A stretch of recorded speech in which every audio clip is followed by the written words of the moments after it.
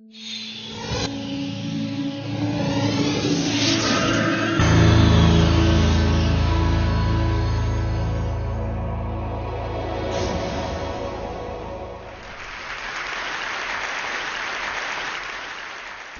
do you explain when things don't go as we assume? Or better, how do you explain when others are able to achieve things that seem to defy all of the assumptions? For example, why is Apple so innovative? Year after year after year after year, they're more innovative than all their competition. And yet they're just a computer company. They're just like everyone else. They have the same access to the same talent, the same agencies, the same consultants, the same media. Then why is it that they seem to have something different? Why is it that Martin Luther King led the civil rights movement? He wasn't the only man who suffered in a pre-civil rights America, and he certainly wasn't the only great orator of the day. Why him? And why is it that the Wright brothers were able to figure out controlled powered manned flight when there were certainly other teams who were better qualified, better funded, and they didn't achieve powered manned flight, and the Wright brothers beat them to it? There's something else at play here. About 3.5 years ago, I made a discovery, and this discovery profoundly changed my view on how I thought the world worked, and it even profoundly changed the way in which I operate in it. As it turns out, there's a pattern. As it turns out, all the great and inspiring leaders and organizations in the world, whether it's Apple or Martin Luther King or the Wright brothers, they all think, act, and communicate the exact same way, and it's the complete opposite to everyone else. All I did was codify it. And it's probably the world's simplest idea. I call it the golden circle.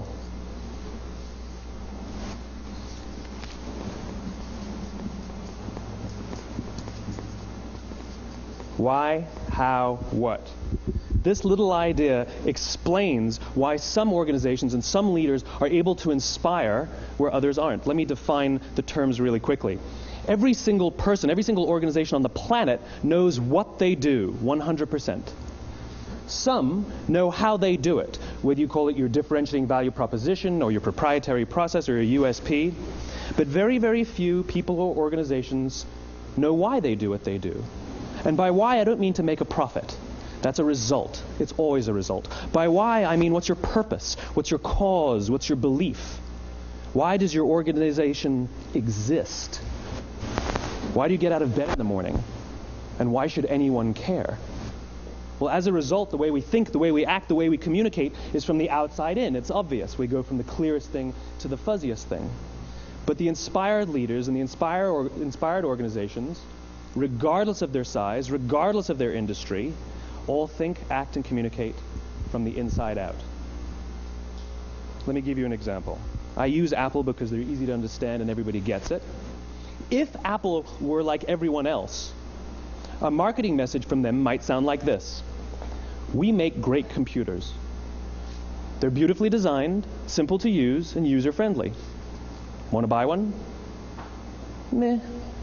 And that's how most of us communicate. That's how most marketing is done, that's how most sales is done, and that's how most of us communicate interpersonally. We say what we do, we say how we're different or how we're better, and we expect some sort of behavior, a purchase, a vote, something like that. Here's our new law firm. We have the best lawyers with the biggest clients. We have, we always perform for our clients, do business with us. Here's our new car. It gets great gas mileage. It has, leather seats. Buy our car. But it's uninspiring. Here's how Apple actually communicates. Everything we do, we believe in challenging the status quo. We believe in thinking differently. The way we challenge the status quo is by making our products beautifully designed, simple to use, and user-friendly. We just happen to make great computers.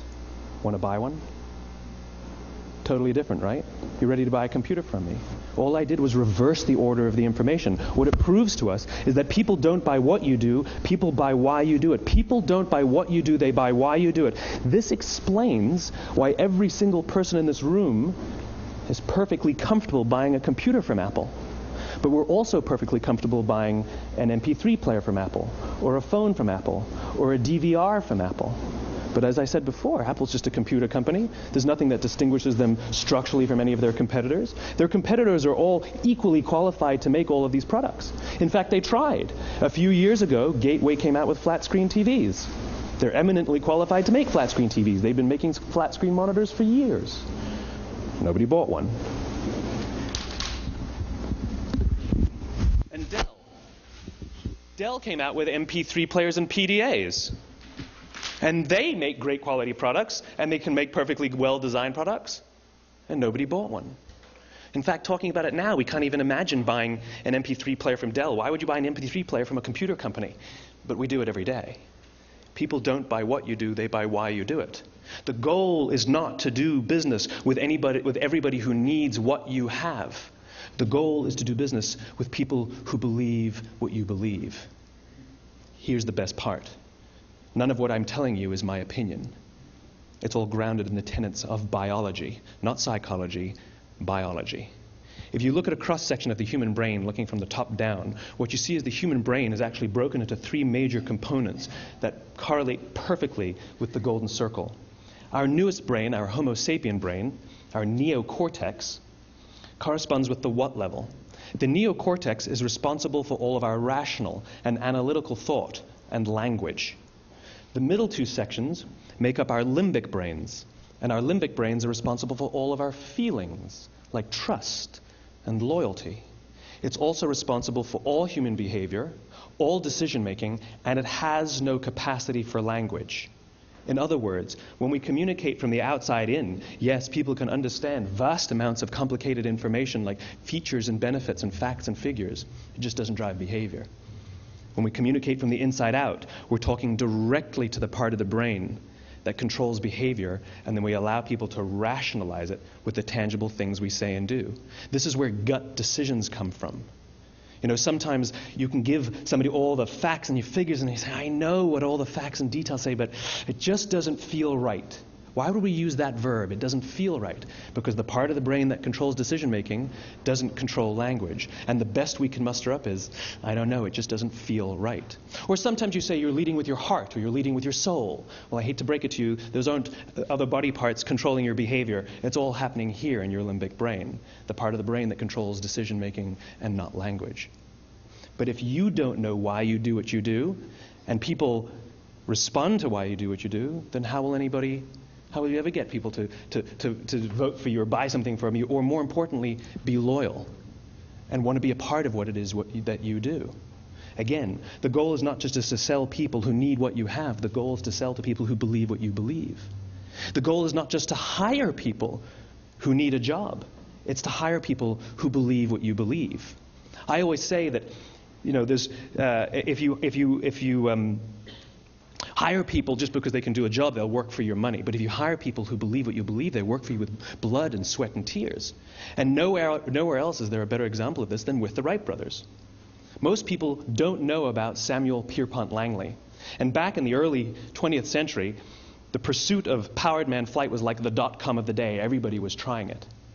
And Samuel Pierpont Langley had what we assume to be the recipe for success. I mean, even now, you ask people, why did your product or why did your company fail? And people always give you the same permutation of the same three things. Undercapitalized, the wrong people, bad market conditions. It's always the same three things. So let's explore that. Samuel Pierpont Langley was given $50,000 by the War Department to figure out this flying machine. Money was no problem. He held a seat at Harvard and worked at the Smithsonian and was extremely well connected. He knew all the big minds of the day. He hired the best minds money could find, and the market conditions were fantastic. The New York Times followed him around everywhere, and everyone was rooting for Langley. And how come we've never heard of Samuel Pierpont Langley? A few hundred miles away in Dayton, Ohio, Orville and Wilbur Wright. They had none of what we consider to be the recipe for success. They had no money. They paid for their dream with the proceeds from their bicycle shop. Not a single person on the Wright brothers' team had a college education, not even Orville or Wilbur. And the New York Times followed them around nowhere. The difference was Orville and Wilbur were driven by a cause, by a purpose, by a belief. They believed that if they could figure out this flying machine, it'll change the course of the world. Samuel Pierpont Langley was different. He wanted to be rich and he wanted to be famous. He was in pursuit of the result. He was in pursuit of the riches. And lo and behold, look what happened. The people who believed in the Wright brothers' dream worked with them with blood and sweat and tears. The others just worked for the paycheck. And they tell stories of how every time the Wright brothers went out, they would have to take 5 sets of parts because that's how many times they would crash before they came in for supper. And eventually, on December 17th, 1903, the Wright brothers took flight. And no one was there to even experience it. We found out about it a few days later. And further proof that Langley was motivated by the wrong thing, the day the Wright brothers took flight, he quit. He could have said, "That's an amazing discovery, guys. Now we'll improve upon your technology." But he didn't. He wasn't first. He didn't get rich. He didn't get famous. So he quit. People don't buy what you do, they buy why you do it. And if you talk about what you believe, you will attract those who believe what you believe. Well, why is it important to attract those who believe what you believe? Something called the law of diffusion of innovation. And if you don't know the law, you definitely know the terminology. The first 2.5% of our population are our innovators. The next 13.5% of our population are our early adopters. The next 34% are your early majority, your late majority, and your laggards. The only reason these people buy touch-tone phones is because you can't buy rotary phones anymore. We all sit at various places at various times on the scale, but what the law of diffusion of innovation tells us is that if you want mass market success or mass market acceptance of an idea, you cannot have it until you achieve this tipping point between 15 and 18% market penetration, and then the system tips. And I love asking businesses, what's your conversion on new business? And they love to tell you, oh, it's about 10%, proudly. Well, you can trip over 10% of the customers. We all have about 10% who just get it. That's how we describe them, right? That's like that gut feeling, oh, they just get it. The problem is, how do you find the ones that just get it before you're doing business with them versus the ones who don't get it? So it's this here, this little gap, that you have to close, as Geoffrey Moore calls it, crossing the chasm. Because you see, the early majority will not try something until someone else has tried it first. And these guys, the innovators and the early adopters, they're comfortable making those gut decisions. They're more comfortable making those intuitive decisions that are driven by what they believe about the world and not just what product is available. These are the people who stood online for 6 hours to buy an iPhone when they first came out, when you could have just walked into the store the next week and bought one off the shelf. These are the people who spent $40,000 on flat screen TVs when they first came out, even though the technology was substandard. And by the way, they didn't do it because the technology was so great. They did it for themselves. It's because they wanted to be first. People don't buy what you do, they buy why you do it. And what you do simply proves what you believe. In fact, people will do the things that prove what they believe. The reason that person bought the iPhone in the first 6 hours, or stood in line for 6 hours, was because of what they believed about the world and how they wanted everybody to see them. They were first. People don't buy what you do, they buy why you do it. So let me give you a famous example, a famous failure and a famous success of the law of diffusion of innovation. First, the famous failure. It's a commercial example. As we said before a second ago, the recipe for success is money and the right people and the right marketing conditions, right? You should have success then. Look at TiVo. From the time TiVo came out about 8 or 9 years ago to this current day, they are the single highest quality product on the market. Hands down, there is no dispute. They were extremely well funded. Market conditions were fantastic. I mean, we use TiVo as a verb. I TiVo stuff on my piece of junk Time Warner DVR all the time. But TiVo's a commercial failure. They've never made money. And when they went IPO, their stock was at about $30 or $40 and then plummeted, and it's never traded above 10. In fact, I don't think it's even traded above 6, except for a couple of little spikes. Because you see, when TiVo launched their product, they told us all what they had. They said, we have a product that pauses live TV, skips commercials, rewinds live TV, and memorizes your viewing habits without you even asking. And the cynical majority said, we don't believe you, we don't need it, we don't like it, you're scaring us. What if they had said, if you're the kind of person who likes to have total control over every aspect of your life, boy, do we have a product for you. It pauses live TV, skips commercials, memorizes your viewing habits, etc., etc. People don't buy what you do, they buy why you do it, and what you do simply serves as the proof of what you believe. Now let me give you a successful example of the law of diffusion of innovation. In the summer of 1963, 250,000 people showed up on the Mall in Washington to hear Dr. King speak.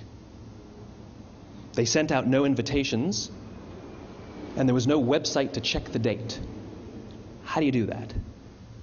Well, Dr. King wasn't the only man in America who was a great orator. He wasn't the only man in America who suffered in a pre-civil rights America. In fact, some of his ideas were bad. But he had a gift. He didn't go around telling people what needed to change in America. He went around and told people what he believed. I believe, I believe, I believe, he told people. And people who believed what he believed took his cause and they made it their own, and they told people. And some of those people created structures to get the word out to even more people. And lo and behold, 250,000 people showed up on the right day, on the right time to hear him speak. How many of them showed up for him? 0. They showed up for themselves. It's what they believed about America that got them to travel on a bus for 8 hours to stand in the sun in Washington in the middle of August. It's what they believed. And it wasn't about black versus white. 25% of the audience was white. Dr. King believed that there were 2 types of laws in this world, those that are made by a higher authority and those that are made by man. And not until all the laws that are made by man are consistent with the laws that are made by the higher authority will we live in a just world. It just so happens that the civil rights movement was the perfect thing to help him bring his cause to life. We followed him not for him, but for ourselves. And by the way, he gave the I have a dream speech, not the I have a plan speech. Listen to politicians now with their comprehensive 12-point plans. They're not inspiring anybody. Because there are leaders and there are those who lead. Leaders hold a position of power or authority, but those who lead inspire us. Whether they're individuals or organizations, we follow those who lead not because we have to, but because we want to. We follow those who lead not for them, but for ourselves. And it's those who start with why that have the ability to inspire those around them or find others who inspire them. Thank you very much.